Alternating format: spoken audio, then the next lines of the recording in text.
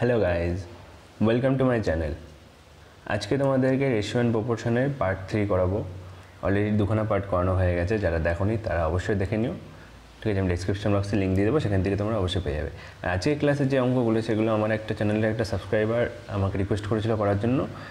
সে হচ্ছে আমাকে কিছু কোশ্চেন পাঠিয়েছিল, সেখান থেকে আমি কিছু কোশ্চেন নিয়ে, যেগুলো আনকমন কোশ্চেন বা যেগুলো ইম্পর্টেন্ট সেগুলো নিয়ে আমি আজকে ভিডিওটা বানাচ্ছি। টোটাল 8খানা কোশ্চেন আছে, খুবই ইম্পর্টেন্ট আর খুবই হেল্পফুল। একটু আনকমন হয়তো পরীক্ষায় আসে না, কিন্তু আসতেই পারে পরীক্ষায়। আবার বেশ কিছু অঙ্ক আছে যেগুলো আসে, এবার কীভাবে করতে হয় তাড়াতাড়ি করে সেগুলো তোমাদের আগে শেখাবো। চ্যানেলে নতুন হলে চ্যানেলটাকে অবশ্যই সাবস্ক্রাইব করে দিও, আর পাশে বেল আইকনটাকে ক্লিক করে দিও, যাতে ম্যাথসের উপরে আমি যখনই ভিডিও বানাবো তখন একটাও যাতে তোমাদের মিস না হয়। ঠিক আছে, চলো তাহলে শুরু করা যাক।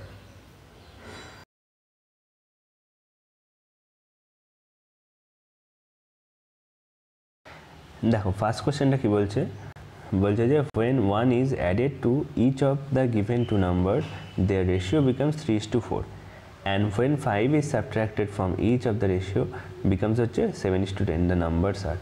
দেখো এই অঙ্কটা করার ক্ষেত্রে জাস্ট কী করে নিয়ম আমাদের অ্যাপ্লাই করতে হবে।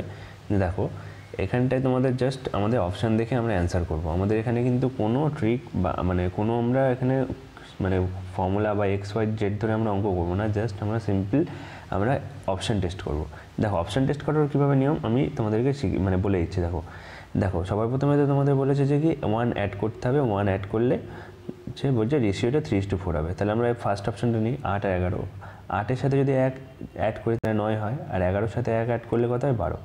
এই দুটো রেশিও করলে দেখো 3:4ই হয়, 3:4ই তোমাদের হবে। ঠিক আছে, তার মানে ফার্স্ট আমাদের কন্ডিশনটা স্যাটিসফাই করলো। নেক্সট দেখো 5 বিয়োগ করতে বলেছে। দেখো 9-এর থেকে যদি আমরা 5 বিয়োগ করি তাহলে দেখো 9-এর থেকে 5 বিয়োগ করলে 4 হয়, কিন্তু আমাদের রেশিও দেখো 7:10 বলেছে। সুতরাং নিচে 4 আসা মানে কিন্তু 7:10 রেশিও আসার কোনো চান্স নেই। সুতরাং আমাদের ফার্স্ট অপশানটা বাদে বলে। সুতরাং আমরা জাস্ট 5 সাবট্রাক্ট করে যদি আমাদের 7 আসে, 7 বা 7-এর কোনো ফ্যাক্টর আসে যেটা হবে সেটাই আমাদের উত্তর।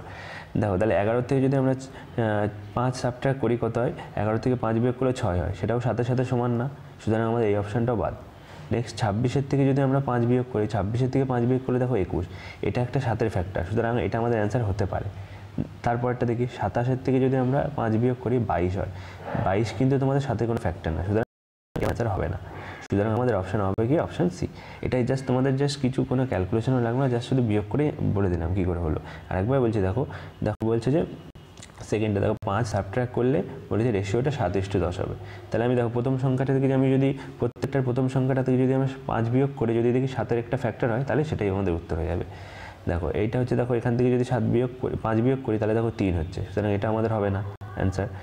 11 থেকে 5 বিয়োগ করলে 6, এটা আমাদের অ্যান্সার হবে না। 26-এর থেকে 5 বিয়োগ করলে 21 একটা 7-এর ফ্যাক্টর একটা হতে পারে।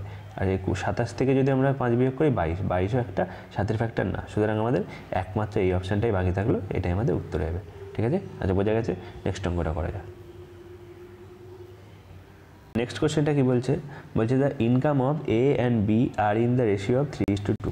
বলছে এ আর বি এর ইনকাম হচ্ছে কত 3:2, আর বলছে তার এক্সপেন্ডিচার হচ্ছে কত 5:3। তাহলে বলছে যে তাহলে ইচ সেভস 1000। এইখানে এই টাইপের অঙ্কগুলোর ক্ষেত্রে যখনই বলবে ইচ সেভস 1000, তখন কি করে করবো অঙ্কটা দেখো। তখন জাস্ট আগের দিনের সেই রেশিও অ্যান্ড প্রপোর্শনের যে কনসেপ্টগুলো করেছিলাম, যে ডিফারেন্স নিয়ে করেছিলাম, সেই প্রবলেমস এজেস, যে দুখানা ডিফারেন্স বলে দিয়েছে, দুখানা ওইরকমভাবে করতে হবে। দেখো এখানে দেখো প্রথমে দেখো ইনকাম দেখো 3:2, আমরা 3:2 লিখলাম। নেক্সট আমাদের বলেছে বলেছে এক্সপেন্ডিচার হচ্ছে কত 5:3 লিখবো। ঠিক আছে, এবার দেখো দুটো ডিফারেন্স দুটো ডিফারেন্স তো এটা ডিফারেন্স দেখো 2, এটা ডিফারেন্স 1। সুতরাং আমাদের ডিফারেন্স দেখো দুটো সেম হচ্ছে না। যখনই দুটো সেম হবে না তখন কি বলেছি, এই দুটো ডিফারেন্স নিয়ে এটার সাথে মাল্টিপ্লাই করবো, আর এই দুটো ডিফারেন্স নিয়ে এটার সাথে মাল্টিপ্লাই করবো। আগের দিন আমি করেছিলাম, যারা দেখোনি তারা অবশ্যই দেখে নিও। দেখো আমরা যদি করি 3:2 আমি লিখছি, আর একটা দেখো 5:3 লিখছি। দেখো এই দুটো ডিফারেন্স কত, 3 আর 2 ডিফারেন্স কত 1 হয়। তাহলে আমরা এই দুটোকে 1 দিয়ে গুণ করবো প্রত্যেকটাকে, তাহলে কত 5-কে 1 দিয়ে গুণ করলে 5ই হয়, আর 3-কে 1 দিয়ে গুণ করলে 3ই হয়। এবার দেখো 5 আর 3-এর ডিফারেন্স কত 2, দুটোকেই গুণ করতে হবে। তাহলে 3-কে 2 দিয়ে গুণ করলে হয় 6, আর 2-কে 2 দিয়ে গুণ করলে হয় কত 4। ঠিক আছে, তাহলে আমাদের এখন নতুন ইনকাম হলো কত ওদের 6:4। আর ওদের নতুন এক্সপেন্ডিচার হলো কত 5:2। এবার দেখো ডিফারেন্স দেখো দুটোই সেম, দেখো 6 আর 5-এর ডিফারেন্স 1 আর 4 আর 3-এর ডিফারেন্সও 1। সুতরাং দেখো আমাদের এই তাহলে দেখো আমাদের এই ইনকাম থেকে যদি আমরা এক্সপেন্ডিচারটা বিয়োগ করে দিই, যেটা থাকবে সেটাই আমাদের হচ্ছে সেভিংস হয়। দেখো সেভ বলেছে ইচ সেভ 1000 টাকা, তাহলে দেখো 1 ইউনিটের ভ্যালু আমাদের পেয়ে গেলাম কত 1000 টাকা, 1000 টাকা পেয়ে গেলাম। তাহলে আমাদের বলেছে এর ইনকাম কত, তাহলে এর ইনকাম কত, আমাদের এর ইনকাম এখন 6, কিন্তু কখনো কিন্তু ভুল করে 3 না, কারণ আমাদের এখন নতুন রেশিওটা 6 বেরিয়েছে। সুতরাং 1 ইউনিটের ভ্যালু যদি 1000 হয়, তাহলে 6 ইউনিটের ভ্যালু যেটা হবে সেটা এর ইনকাম। তাহলে 6 ইউনিটের ভ্যালু কত হবে 1000 × 6, 1000 × 6 মানে কত 6000, সেটাই আমাদের উত্তর হয়ে যাবে। দেখো সেটা অপশান সিতে আছে। ঠিক আছে, বোঝা গেছে? নেক্সট আমরা করা যাক। দেখো নেক্সট কোয়েশ্চেনটা বলছে যে if x square varies directly as y cube and when x = 6 y = 3 which of the following relation is true. মানে বলতে চাইছে যে এক্স স্কোয়ার যদি ওয়াই কিউবের সাথে হচ্ছে ভেদের সরল ভেদে থাকে, তাহলে কি বলছে যে x = 6 y = 3 হলে এর মধ্যে নিচের কোন রিলেশনটা ট্রু, এটা তোমাদের বলেছে।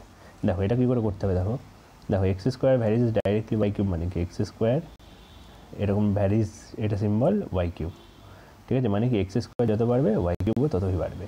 ঠিক আছে, এখানে ভ্যারিজ সিম্বলটা তোলার জন্য কি আমরা একটা ধ্রুবক আনবো, তাহলে আমরা এখান থেকে করবো কি x² = k × ওয়াই কিউব, যেখানে k হচ্ছে ধ্রুবক। এবার এখানে x এর ভ্যালু 6 আর y এর ভ্যালু 3 এখানে দেওয়ার মানেটা কি, আমরা যদি x এর ভ্যালু এখানে 6 আর y এর ভ্যালু যদি আমরা এখানে 3 পুট করে দিই, তাহলে আমরা ক্যালকুলেশন করলে k এর ভ্যালু পেয়ে যাবো। এবার k এর ভ্যালু যেটা হবে সেটা যদি আবার আমরা এই ইকুয়েশনটাই পুট করে দিই k এর জায়গায়, তাহলে কি x² আর y কিউবের আমরা রিলেশন পেয়ে যাবো। ব্যাস ওটাই আমাদের কাজ করতে হবে।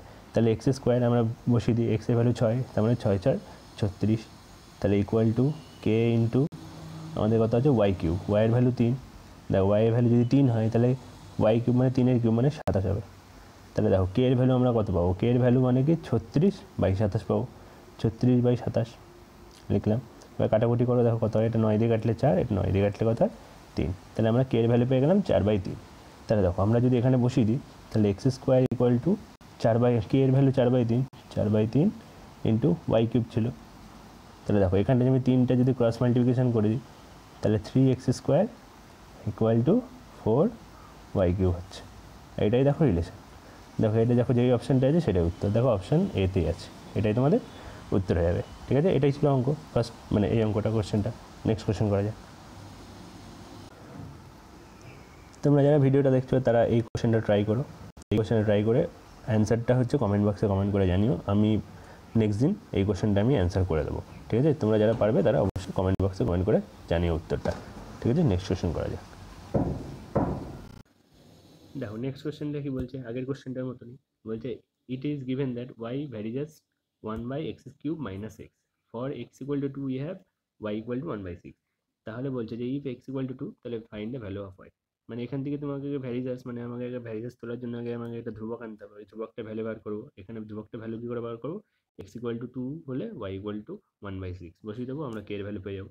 তবে নতুন যে রিলেশনটা, সেই নতুন রিলেশনটাই আমরা x = যে 2 বসাবো আর k এর ভ্যালুটা বসিয়ে দিলে আমরা y এর ভ্যালু পেয়ে যাবো। বুঝছো, এরকম করে করতে হবে অঙ্কগুলো।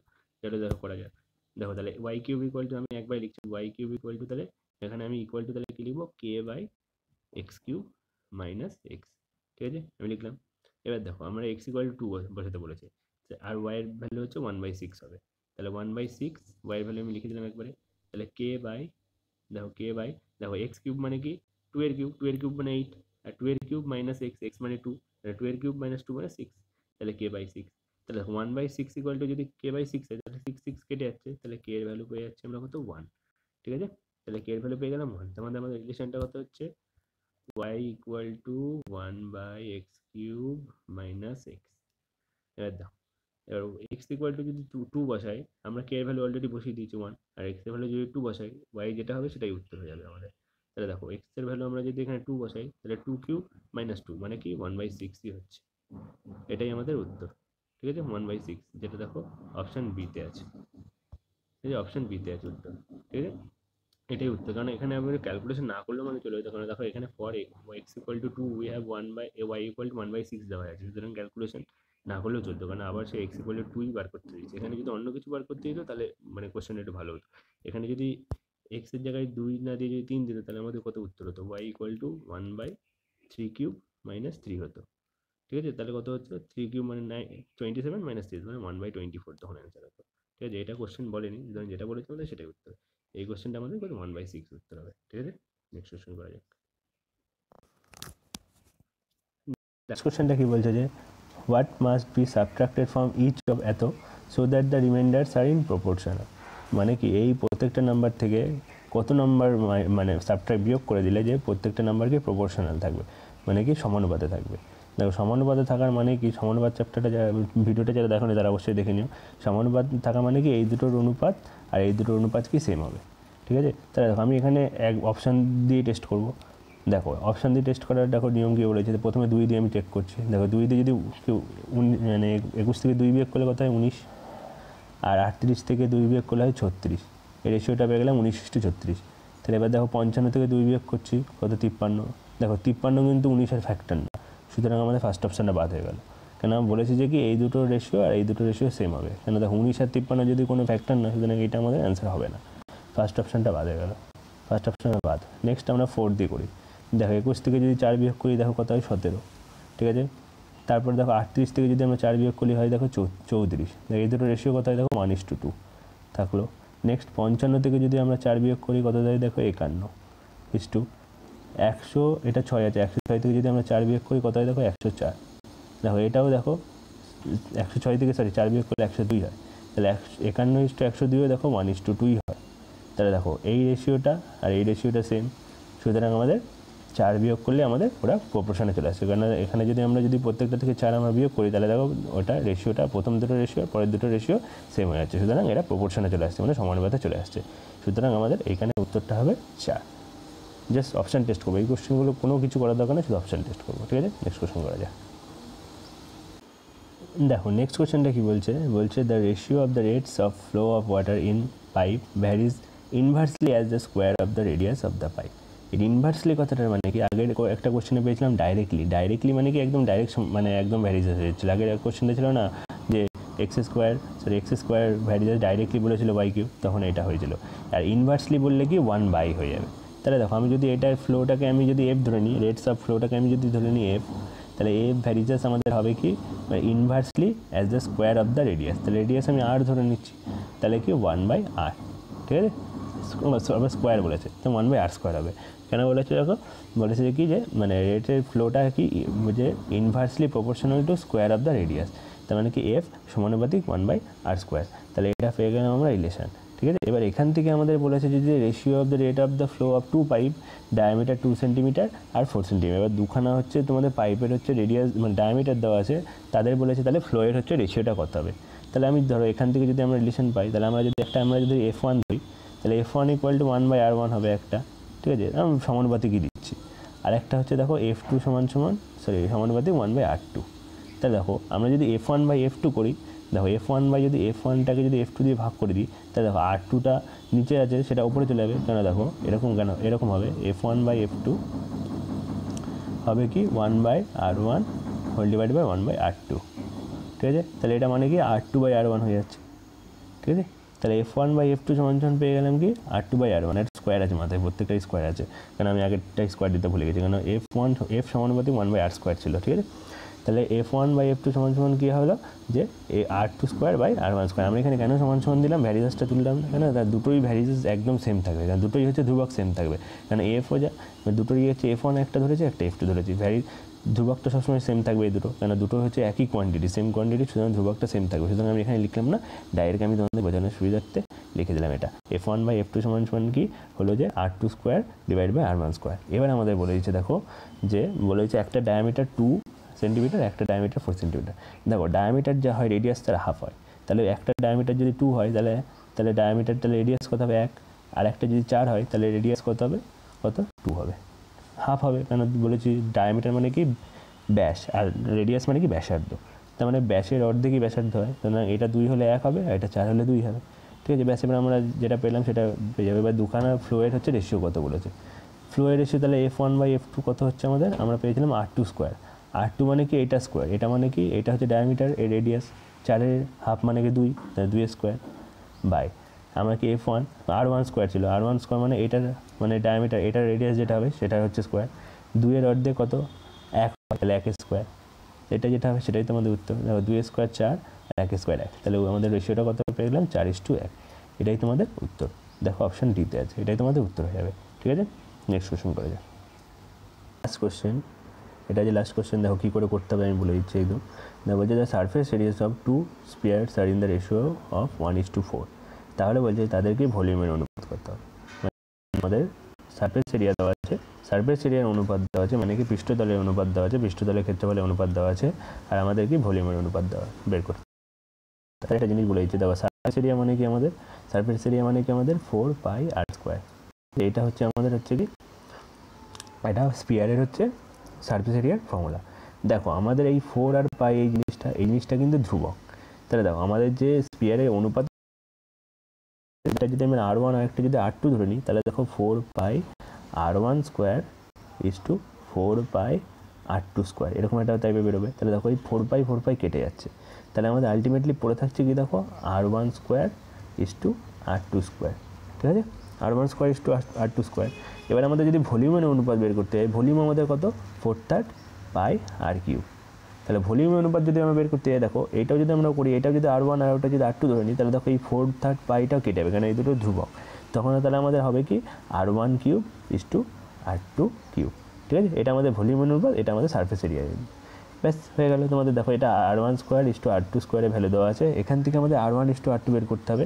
তারপরে কি তার থেকে R1³ = R2³ বের করতে হবে। কী করে বের করবো, দেখো এটা স্কোয়ার আছে তো, স্কোয়ার রুট মানে বর্গমূল করে দিলে R1 = R2 পেয়ে যাবো, মানে তাদের ব্যাসার্ধ অনুপাতের হচ্ছে ব্যাসার্ধের অনুপাতগুলো পেয়ে যাবো।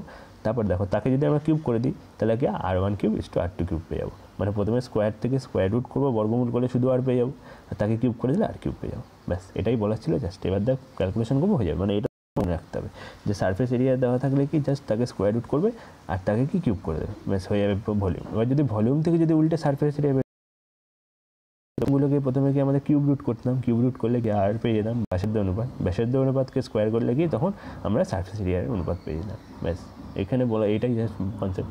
ব্যাস করি দেখো, তাহলে এইটা আমাদের পেয়ে গেলাম সারফেস এরিয়া আমরা কি 1:4।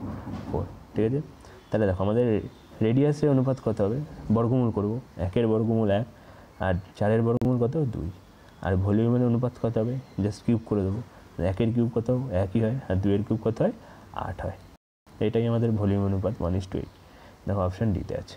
জাস্ট এটাই বানানোর জন্য আমি শুরুতে দেখিয়ে দিলাম, জাস্ট এটাই তোমাদের ট্রিক, মানে কীভাবে করতে হবে। ঠিক আছে, এই ছিল যে সেই ভালো লেগে থাকলে অবশ্যই লাইক মেরো, আর চ্যানেলে নতুন হলে অবশ্যই চ্যানেলটাকে সাবস্ক্রাইব করে দিও, আর ভালো লেগে থাকলে অবশ্যই ভিডিওটা শেয়ার করে দিও বন্ধুদের সাথে। আবার দেখা হবে পরের ভিডিওতে। আজকে এখানে শেষ করছি।